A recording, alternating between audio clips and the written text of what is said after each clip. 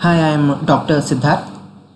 Today I am making a video on oxygen-hemoglobin dissociation curve. So this curve, this oxygen-hemoglobin dissociation curve, it plots the partial pressure of oxygen. In short form we can abbreviate as PO2 on x-axis against percentage saturation of hemoglobin on the y-axis. So it is important in understanding how blood carries oxygen from the lungs and delivers this oxygen to the tissues.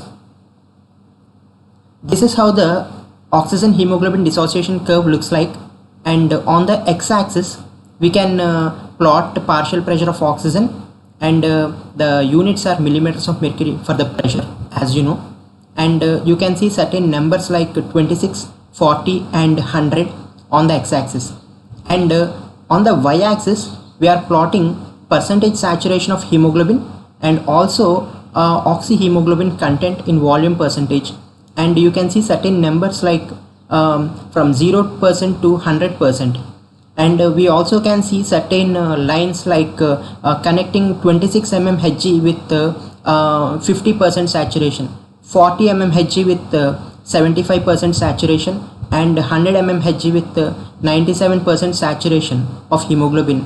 So in order to understand this graph, we need to know certain concepts. So in this today's video we are going to see certain concepts, and these are the concepts here. The first concept we have to know in order to understand the oxygen hemoglobin dissociation curve is total oxygen content in the blood. What is the total amount of oxygen present in the blood is what we need to know first. And what is meant by oxygen carrying capacity of hemoglobin? What sites of hemoglobin binds oxygen? And we also need to know what is the role of partial pressure of oxygen for oxygen to bind to the hemoglobin. And we also must know, is there any relationship between dissolved oxygen and partial pressure of oxygen? And what happens to the fate of oxygen when it goes to the tissues? These are the topics for discussion today. And the first concept is total oxygen content present in the blood. So as you all know, as we inhale air, the oxygen reaches the lungs, and from the lungs it is diffused from the alveoli into the blood capillaries. So because oxygen is a gas and because it is less soluble in water, so out of the total amount of oxygen that we inhale, only very little amount of oxygen is present in dissolved state in the blood. That amount of oxygen we can write as 0.3 ml per 100 ml of blood. Means dissolved oxygen in the blood is only 0.3 ml out of the total amount of oxygen that we are inhaling, and the rest of the oxygen is carried in the blood bound to hemoglobin. So as we all know, 1 gram of hemoglobin carries 1.34 ml of oxygen. So let's say a person is having a hemoglobin level of 14.8 grams percentage. So if 1 gram of hemoglobin could carry 1.34 ml of oxygen, then 14.8 grams of hemoglobin will carry 19.8 ml of oxygen per 100 ml of blood. How we are getting this means we can multiply 14.8 grams with 1.34 ml in order to get 19.8 ml of oxygen per 100 ml of blood. So finally, to tell that the total oxygen content is a sum of dissolved oxygen and oxygen bound to hemoglobin. Once again, total oxygen content in the blood means it is a sum of dissolved oxygen with oxygen bound to hemoglobin. So in the alveoli, when the partial pressure of oxygen is 100 mmHg, like PO2 is 100 mmHg, then the dissolved oxygen is 0.3 ml, and in a person with 14.8 grams of hemoglobin, the oxygen bound to hemoglobin is 19.8 ml. So in a person with 14.8 grams of hemoglobin, the total oxygen content in the blood is 20.1 ml of oxygen per 100 ml of blood. With this slide, we come to know that oxygen is transported from the lungs to the tissues in two forms, mainly via oxygen bound to hemoglobin, and little amount is transported as dissolved oxygen. So what is this oxygen carrying capacity means? The oxygen carrying capacity always depends on the amount of hemoglobin present in the blood. Like we can say the normal oxygen carrying capacity is 100% when the hemoglobin is 14.8 grams percentage. So as the hemoglobin increases in its amount, like when the hemoglobin in a person increases from 14.8 to 16, 17, 18, or even 19 or 20 like in neonates, so the oxygen carrying capacity will automatically increase because the hemoglobin levels are more. In patients like anemic patients, when there is a decrease in hemoglobin amounts like less than 14.8 grams percentage, like let's say in some people the anemic patients, like the hemoglobin levels could be 9, the hemoglobin levels could be 6 or 4, then the oxygen carrying capacity of hemoglobin has automatically decreased. So increase in hemoglobin amount means increase in the oxygen carrying capacity, decrease in hemoglobin means decrease in the oxygen carrying capacity. So oxygen carrying capacity will always depend on the amount of hemoglobin present in the blood and not on the dissolved oxygen. So in this slide we can see what happens in anemia and what happens to the oxygen carrying capacity in polycythemia. In anemia there is decrease in hemoglobin, so there is a decrease in the total oxygen content, so there is decrease in oxygen carrying capacity. In polycythemia means increase in the number of RBC or increase the total number of cells, blood cells. So there is increase in hemoglobin and there is increase in total oxygen content, so there is increase in oxygen carrying capacity overall. But you have to make a very important note that in anemia or in polycythemia the dissolved oxygen remains the same. Let's say a patient is having only 6 grams of hemoglobin, but this same patient with anemia is inhaling the normal amount of oxygen from the atmosphere, and his partial pressure of oxygen in the alveoli is always 100 mmHg only, because he is not having any lung diseases or he is not at the high altitude, he is at the sea level. So the dissolved oxygen at partial pressure of oxygen of 100 mmHg in the alveoli, the dissolved oxygen in the blood will always be 0.3 ml per 100 ml of blood. So there is no difference in the dissolved oxygen levels in anemia or in the polycythemia. It's only that the total oxygen content is decreased because the amount of hemoglobin is decreased in anemia and the amount of hemoglobin is increased in polycythemia. So what are the sites where oxygen binds on the hemoglobin means? First we have to look at the structure of the hemoglobin. What is the hemoglobin made of means? We can divide the hemoglobin into heme part and globin part. Globin, as you know, is a protein part. So in one hemoglobin structure we have 4 heme parts. So each heme, as you know, contains one ferrous form of iron. Ferrous means Fe+2. So this one ferrous form of iron binds one oxygen molecule, or you can say 2 oxygen atoms. So because one ferrous form of iron could bind one oxygen molecule, because we have 4 hemes in a hemoglobin, so 4 ferrous forms therefore binds 4 oxygen molecules as a whole, which means one hemoglobin has 4 sites for binding of oxygen. And let's name these sites on hemoglobin to bind the oxygen as a site 1, site 2, site 3 and site 4.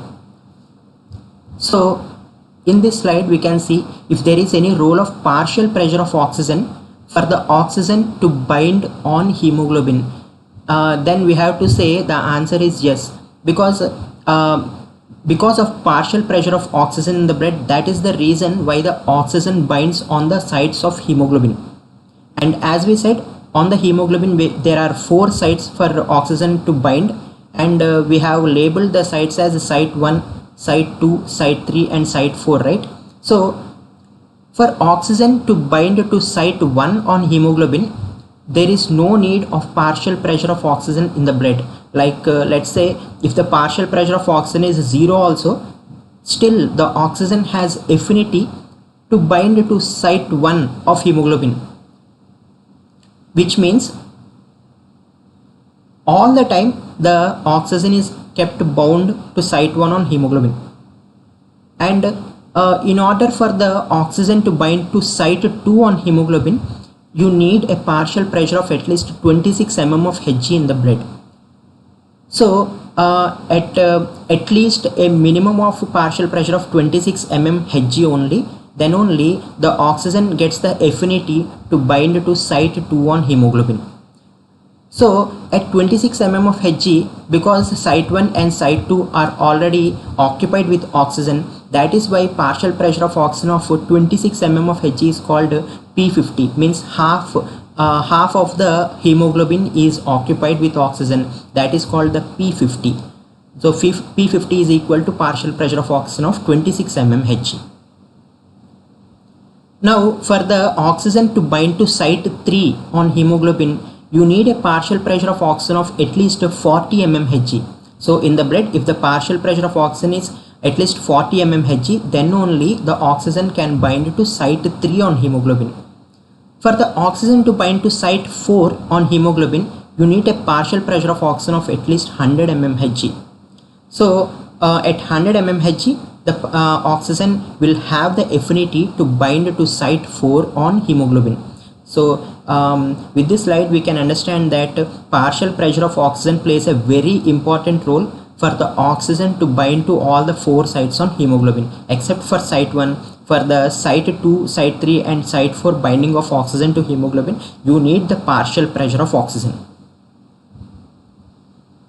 Now in this slide we can see if there is any relationship between dissolved oxygen and partial pressure of oxygen.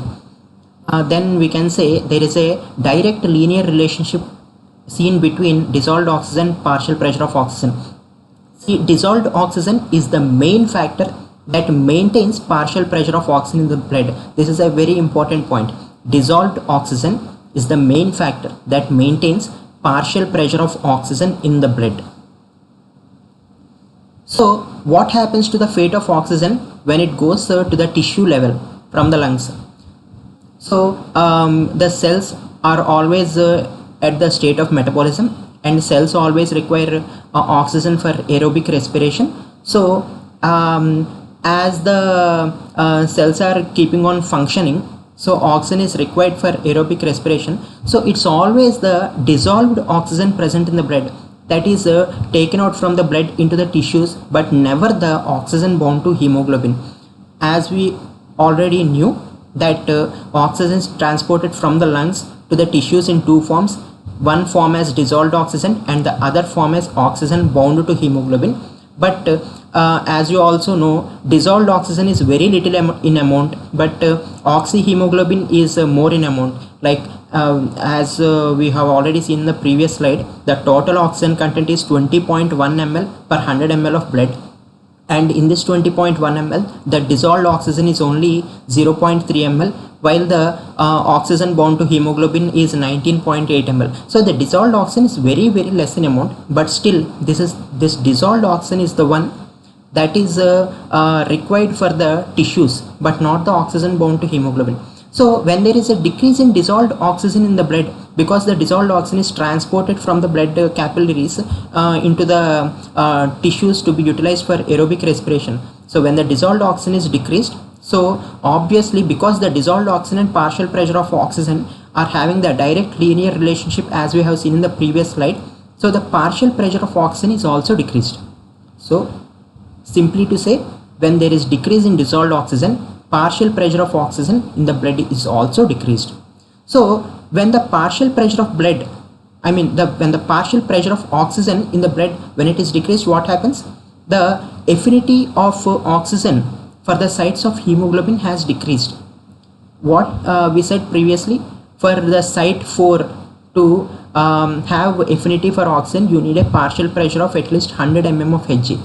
So when dissolved oxygen is decreased, when partial pressure of oxygen is decreased because of decrease in dissolved oxygen, So the affinity of oxygen for site 4 on hemoglobin is also decreased. So the oxygen will easily dissociate from hemoglobin, and this oxygen that is dissociated from the site 4 on hemoglobin will compensate for the decrease in dissolved oxygen. So this is the concept.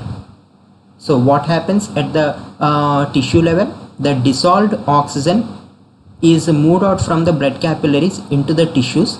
So decrease in dissolved oxygen will decrease the partial pressure of oxygen in the blood. So when there is decrease in partial pressure of oxygen in the blood, the oxygen on site 4 of hemoglobin easily dissociates from the hemoglobin, and this dissociated oxygen from hemoglobin will compensate for the decrease in dissolved oxygen in the blood. So that is the reason why in the arterial blood, as you see, the blood that is coming from the lungs and pumped by the heart, the arterial blood, because all the 4 sites on hemoglobin are occupied with oxygen. That is why if you can check the percentage saturation of hemoglobin in the arterial blood, it is usually 97%. The hemoglobin is 97% saturated. That means all the 4 sites of hemoglobin are occupied in the arterial blood. But because at the blood capillary level, one site, that is site 4, is releasing oxygen. That means the dissociation of oxygen from the hemoglobin is taking place from site 4 at the tissue level. That is why if you want to check the percentage saturation of hemoglobin in the venous blood, only because only 3 sites of hemoglobin are occupied with oxygen, so the percentage saturation of hemoglobin is only 75%. So in arterial blood, hemoglobin saturation is 97%, but in the venous blood, hemoglobin saturation is only 75%. So if we have understood the previous concepts, then we can easily make out what these drawings are. So now we can see the x-axis with partial pressure of oxygen in blood, and this 26 is called the P50 here. It means that partial pressure of oxygen in the blood is 26 mmHg, partial pressure of oxygen in the blood is 40 mmHg, partial pressure of oxygen in the blood is 100 mmHg. So at 26 mmHg of partial pressure of oxygen in the blood, the hemoglobin saturation is 50%. It means that 2 sites of hemoglobin are occupied with oxygen at partial pressure of oxygen of 26 mmHg. At partial pressure of oxygen of 40 mmHg, 3 sites of hemoglobin are occupied. That is, hemoglobin is 75% saturated. At partial pressure of oxygen of 100 mmHg, all the 4 sites of hemoglobin are occupied with oxygen, and the hemoglobin saturation is said to be 97 mmHg. So what is this hemoglobin content? If you can see, if you can draw a line from here till the level of plateau, as you know, this is called the steep part of the curve, and this is the plateau part of the curve. So if you draw a line from the plateau till the oxy-hemoglobin content, you can get the value of 19.8 ml of oxygen per 100 ml of blood. So that is the, as you know, out of the total content, 0.3% is dissolved oxygen and 19.8 ml is the oxy-hemoglobin, right? So the oxy-hemoglobin content will come to 19.8 ml. So the curve is sigmoid shaped. So this is the oxygen hemoglobin dissociation curve. Just representing once again, the curve is a sigmoid shaped curve, and at partial pressure of oxygen of 26 mmHg, hemoglobin is 50% saturated. That is why P26 26 mmHg is also called P50. At partial pressure of oxygen of 40 mmHg, hemoglobin is 75% saturated, and at partial pressure of oxygen of 100 mmHg, hemoglobin is 97% saturated. So are there any conditions that shift the curve either to the right or to the left? Means yes. Increase in tissue metabolism causes increase in partial pressure of oxygen, carbon dioxide, increase in hydrogen ion concentration or decrease in pH, increase in 2,3-diphosphoglycerate, and also the heat is released, and there is increase in temperature when there is increase in metabolism. So all these conditions will shift the oxygen hemoglobin dissociation curve, the sigmoid curve, towards the right, and the opposite of the this is the decrease in temperature, decrease in partial pressure of carbon dioxide, decrease in 2,3-biphosphoglycerate, and decrease in hydrogen ion concentration or increase in pH. All these conditions will shift the sigmoid curve to the left. Let's see the differences in the next slide. See, whenever there is shift to right, it means the tissue can easily extract oxygen from the hemoglobin. That is the meaning for shift to the right. And shift to the left means it becomes very difficult for the oxygen to be extracted from the hemoglobin for the tissue availability. Once again, shift to the right means because there is increase in metabolism, there is increase in demand for oxygen.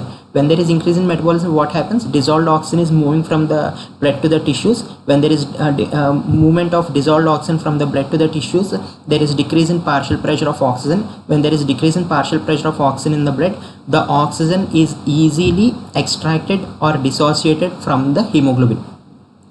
The opposite is right for the shift to the left. Whenever there is decrease in metabolism or lack of metabolism at the tissues, what happens? All these variables are decreased, so the dissolved oxygen at the tissue level is not needed. So when there is normal amounts of dissolved oxygen present in the blood, the partial pressure of oxygen of around 100 mmHg is maintained in the blood. When there is normal partial pressure of oxygen in the blood, so the oxygen will have more affinity for hemoglobin, and oxygen cannot dissociate from the hemoglobin easily. So shift to right means easier for tissues to extract oxygen. Shift to left means difficult for the tissues to extract oxygen from the hemoglobin. And as you see the steep part of the curve and oxygen content here in the graph, this is the steep part and this is called the plateau. So when there is shift to the right, the steep part here and the oxygen content are decreased. The steep part, if you can draw lines here, the steep part and the oxy-hemoglobin content, when there is shift to the right, there is a decrease in the steep part and the oxygen hemoglobin content. And whenever there is shift to the left, the steep part and the oxy-hemoglobin content, if you can draw lines from x-axis to y-axis, there is increase. And as you can see, P50 increases in right shift and P50 decreases in the left shift. Here if you can draw lines, the P50, that is partial pressure of oxygen of 26 mmHg is considered normal. So if the oxygen has to be kept bound, the P50 must increase in the right shift, and the P50 will decrease in the left shift because of a normal partial pressure of oxygen levels here. So what happens to oxygen hemoglobin dissociation curve in anemia and polycythemia means, in anemia or in the polycythemia, the lungs are normal. Because the lungs are normal, the partial pressure of oxygen in the alveoli is still maintained at 100 mmHg. So whenever PO2 is 100 mmHg in the alveoli, the dissolved oxygen is still 0.3 ml per 100 ml of blood, and all the four sides of hemoglobin are occupied with oxygen in the arterial blood. That is why the percentage saturation of hemoglobin normally, or in anemia or in polycythemia, it is usually 100% saturation. But in anemia or in polycythemia, it's only that the oxygen content is disturbed. Normally, let's say the oxygen content is around here, like 18 grams percentage or 15 grams percentage here, like you see here. So in anemia, the oxy-hemoglobin is decreased. Dissolved oxygen is still the same, but the oxy-hemoglobin is decreased, so the plateau is decreased. In polycythemia, the percentage saturation of hemoglobin is 97%. All the sites of hemoglobin are occupied with oxygen. Because PO2 in the arterial blood is 100 mmHg, so the P50 is not altered. P50 is still at 26 mmHg. Problem with polycythemia is it's only that the oxy-hemoglobin content is increased. So In anemia or in polycythemia, partial pressure of oxygen is normal, P50 is maintained at 26 mmHg. So these variables are not disturbed. These partial pressure of oxygen and the P50 are not disturbed. It's only that the plateau is either decreased in anemia and the plateau is increased in anemia. It means that plateau means the total oxygen content is decreased in anemia and the total oxygen content is increased in polycythemia. So this is about the today's video. Thank you.